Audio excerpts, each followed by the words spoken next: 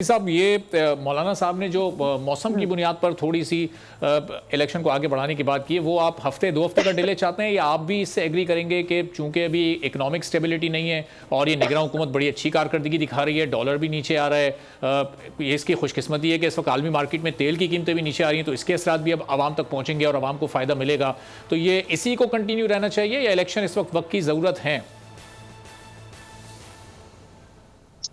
Election तो वक्त की जरूरत है, इसमें कोई दो राय नहीं। लेकिन हमारा कहने का मतलब ये कि इनको 90 दिनों के अंदर होना चाहिए।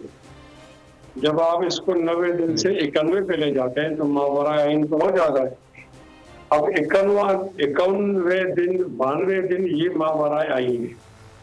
अब अगर कोई और मजबूरी है तो उसको भी देखा जाए। अब मैं मिसाल देता हूँ कि हमारा असर है PPK में और बलूचिस्तान में, वहाँ तो हमें कैंपेन के लिए मौका नहीं दिया जा रहा। अगर हम जलसे पे जाते हैं तो हमारे रहनुमाओं पे हमले होते हैं और हमारे जलसे पर भी हमले हो गए। पिछले दिनों बाजावर में हमला हुआ तो हमने 55 लाख से एक जलसे से उठाई और 135 लोग जख्मी पड़े। तो जब एक जमात जो बड़ी जमात कहलाती है उसको आप मौका नहीं देंगे तो ये इलेक्शन में सवाल तो होगा।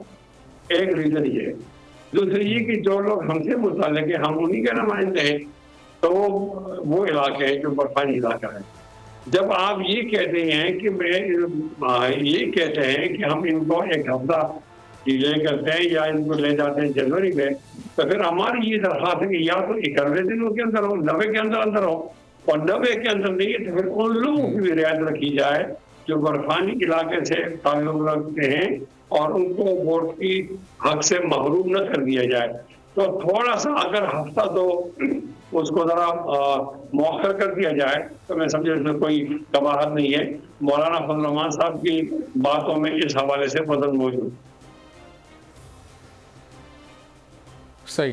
तो मुफ्ती साहब ये जो सिक्योरिटी रिस्क का इस वक्त आप इज़हार कर रहे हैं, ज़ाहिर है आप लोगों के जो जलसे हैं, जो तकरीब हैं, जो मजलिसें आपकी हो रही हैं, उस पर ये हमले इस तरह के हुए भी हैं, तो अब इस पर तो इस वक्त काम शुरू हो चुका है। आपको लगता है कि इलेक्शन से पहले पहले हालात इतने बेहतर और साजगार हो जाएंगे कि ये सिक्योरिटी रिस्क फिर हमें इलेक्शन के दिनों में नज़र नहीं आएगा? देखो, यही तो हमारा मुतालबा है ना। या तो ये कह दिया जाए कि जमीयत उलमा इस्लाम को इलेक्शन में शामिल होने की इजाजत नहीं है, तो फिर हम समझ जाएंगे। अगर हमें इजाजत है तो हमारा हक तो है ना, तो फिर हमें तहफ़्फ़ुज़ दिया जाए कि हमारे जल्सों पर हमले नहीं होंगे, हमारे रहनुमाओं पर हमले नहीं होंगे। अब ये कैसे होगा कि हमारे लोग इलेक्शन में नहीं होंगे और बाकी लोग इलेक्शन में होंगे, तो फिर तो इलेक्शन मुनसिफाना नहीं होगा ना। इन चीज़ों को आप किस तरह देखते हैं? मतलब हमारा ये आपसे मुतालबा है बतौर साहबी, आप किस तरह देखते हैं? ये वाकई उमूर है, ये हकीकी बातें हैं जो हम उठा रहे हैं, या ये वैसे ही है? अगर लोग समझते वैसे ही है तो इलेक्शन करें, हम इंतजार कर लेंगे, सब्र कर लेंगे। और अगर लोग समझते हैं कि वाकई सिक्योरिटी रीजन को पहले ठीक होना चाहिए और बाद में इलेक्शन होना चाहिए, तो ये मुतालबा तो हम कर दें।